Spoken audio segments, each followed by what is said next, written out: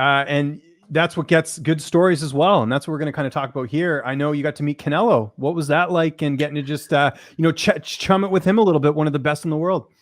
So, Eddie, Canelo's trainer, Eddie, has been, we've kind of crossed paths here and there. I've never crossed paths with Canelo. We've never met.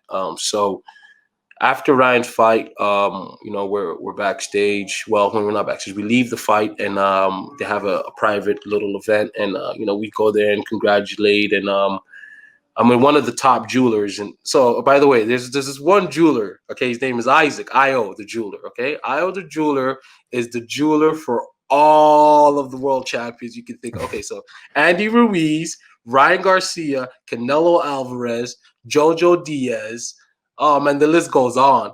Isaac the jeweler, IO, is the one that makes all their jewelry. So he happened to have a custom piece that he finished making for Canelo and Eddie Reynosa. And so we pull up and we start talking and whatever. And then, Eddie knows that I work with the brothers, the Diaz brothers. And he's just like, yo, man, he's like, yo, man, I really like those guys. And Canelo speaks English. He speaks really good English. Okay. Yes, he just doesn't speak it. He just never speaks it. But it's like Anderson really Silva used to do that too. Dude, you could have a full-blown conversation with Canelo. The dude speaks English. Don't let that guy fool you. He speaks English. I was talking to him in English. I don't speak Spanish, so we're speaking English. Okay. So he's talking to me, and he's like, Nate Diaz. I love Nate Diaz, man. Where's Nate, man? Tell him. He was all excited because he can let loose a little bit after the fight. He's relaxing, and I put Nate on the phone with Eddie, and I put Nate on the phone with. I tried to call Nick first. I called Nick. I'm not calling Nick. Nick's not picking up his phone. I'm like, shit. So I called Nate, and I put Nate on the phone with Canelo, and I put Nate on the phone with Eddie, and then we talked a little bit, and hopefully we'll they invited us to come out to San Diego. And very soon, so hopefully we'll go over there and we'll put some work in together and see how that develops. But it was just good to kind of see that how much the fighters, the boxers respect the guys, and it's always great. It's always good. Sometimes I forget, like, because I'm with them all the time. Sometimes I forget like what they mean to other fighters. You know what I mean? Because we're always in fighting other fighters, but so many fighters really respect. Ryan won that fight, right? You know what Ryan said to me after the fight? Mm-hmm. I told you, right? He said, I had to pull out my Nick and Nate Diaz heart. That's what he said to me after the fight. Wow. I said, and I grabbed my phone. I said, shit, don't tell me that. Tell him that. So I put him on the phone with Nate, and they talk in FaceTime. He's like, yo, man, thank you for supporting us. Thank you. And he's like, yo, man. And then he's like, then he tells Nate, he says, Nate, man, I got down on the ground, man. And I got up and I said, man, he goes, I got to pull out my Nick and Nate Diaz heart right now. And then that's when he got up and he finished the rest of the fight because he had that heart, man. He pulled out that heart for real. It was a really good moment. It was a really powerful moment. Everybody in the building was seeing what was going on, and it was everybody kind of stopped. It was pretty dope.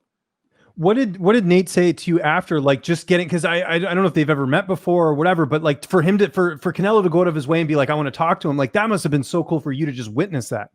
Yeah, man. I mean, Nate's a cool guy, bro. Nate's a very simple guy, and he's like, yeah, put him on the phone. He goes, yeah, put him on the phone. So I put him on the phone. I said, here's the phone. And Nate, they're like, and literally it was Canelo, his brother, that looks just like him. Eddie. Well, I know the photo came out, right? Everyone's been talking about that, right? Yeah, and it's a whole group of them. It's about 10 of them, all like sitting. And they're like, oh, Nate Diaz.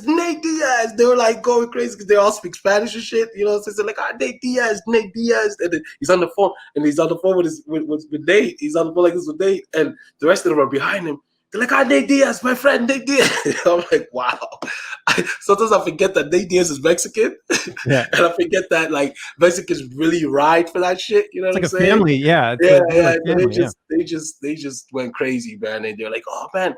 So they can't wait, So hopefully soon enough here, we'll be able to go to San Diego and have a nice little camp out there and, put some work in.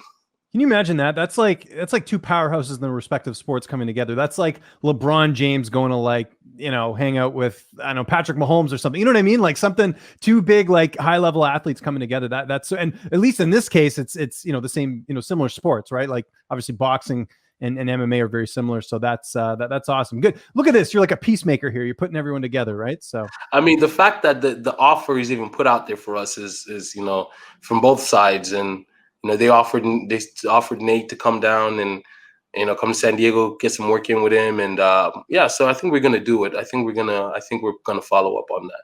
There's a lot of respect there, you can tell, right? A lot of respect. Yeah. So we talked about interviewing Ryan Garcia. You got to hang out with him a little bit as well too. How was that getting to hang out with like we said, one of the biggest names in boxing?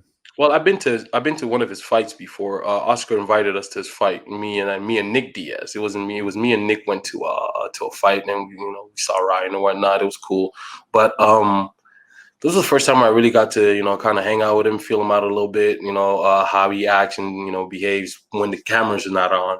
His cameras are always usually on when I see him. So when the cameras was off, he was more exhausted more than anything else because of the fight. And he was real tired, and but he was just grateful. He was very grateful and very, very appreciative of just everybody's support and just hanging out and it's him too. It's a family affair with him. His brother fought that night. His sister's there. It's a real family affair over there. So we got to chop it up, and I know a lot of people in this camp. So it was cool, man. He's a cool young man. One sort of story I want to tie in, because we're going to talk some MMA here, that kind of like relates to this a little bit of like how you don't really think of like, fighters as being like fans as well. So last year I'm at UFC 236, the Henry Cejudo and Marlon Moraes fight, the title fight that took place. And Stephen Thompson's there as a guest fighter. And I see Pearl Gonzalez there, used to fight in the UFC, very, beautiful woman, obviously very talented fighter in Invicta. So I'm talking to Pearl, and we're sort of just chatting because I've interviewed her a handful of times, and she's like, "Oh, Stephen Thompson's over there. I really want to go talk to him, but I'm too nervous." And I'm like, "I bet he's thrilled to meet you, Pearl." No, like, are you crazy? Yeah. So anyways, I'm like, just go over. Thompson's like literally the nicest guy you'll ever meet in the sport. Nice guy, great guy. I'm also a peacemaker here. So they went over it. They talked. They hung out. I think they took a picture together too. But it's just funny because it's like, here I am thinking like, you guys are in the same sport. She was in the UFC. Like, you guys are equals in some way, and here she is thinking that way. So here's the funny thing, like, Thompson didn't know that she was really nervous to talk to him. So I told him that in the next interview. I said, "Did you know Pearl was like actually like nervous and wasn't even sure to come up?" And he started laughing. He's like, "Really?" He's like, "I would have gladly he did end up talking to her, but he's just like laughing about how she thought that he was such a big deal or whatever." So it just goes to show you, like, we're all fans at the end of the day, right? Well, fighters, the thing about fighters is there's this ego. Right, there's this big ego that sits in the room. So I've been in there with multiple. The ego is so thick, dude. You can't even cut it with a knife, man. It's crazy how fucking crazy it gets when you have them in the room. And a lot of guys think this guy's a good fighter, that guy's a good fighter, but they will never walk up to that guy and tell him that. But mind you, some guys do. So it takes a mediator like yourself or myself to be like, "Yo, this guy fucks with the golfer," and then they'll be like, "Hey, what's up, man? What's up?" But they know that they're all in this room, especially when we go to fights, and a lot of guys that are in the same weight as you. Usually, when you're in the same weight, they don't want to. I stay away from trying to make guys that are in the same weight try to talk to each other, because that could get real ugly. But when they're not in the same weight or close to the same weight, it's an easy little thing to do, So. Yeah, so it's pretty dope. And even the retired guys, their ego's so high. Like, even guys that are not fighting anymore, like, you can't even get them to do anything, So yeah.